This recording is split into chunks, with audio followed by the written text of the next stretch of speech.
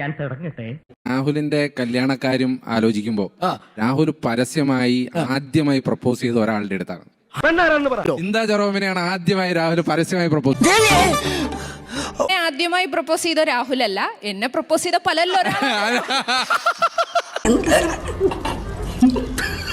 ട്രോളിന്റെ വലിയ victim ട്രോളൊന്നുമല്ല, Rahul serious ആയിരുന്നു.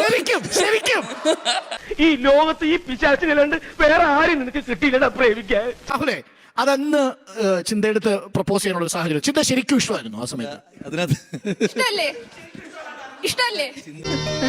എന്നെ ഇഷ്ടാണോ? കുറെ വർഷമായി. അപ്പം 2016 തോന്നുന്നു, 17 എന്തോ ഓർത്ത് വെച്ചേക്കാം. പരസ്യമായി ഒരുപാട് പേര് പ്രപ്പോസ് ചെയ്തിട്ടും ഈ വർഷം ഓർമ്മിച്ചിരിക്കുന്ന കാര്യം ഈശ്വര, ഇതൊക്കെ എന്റെ തലയിലാവൂലോ.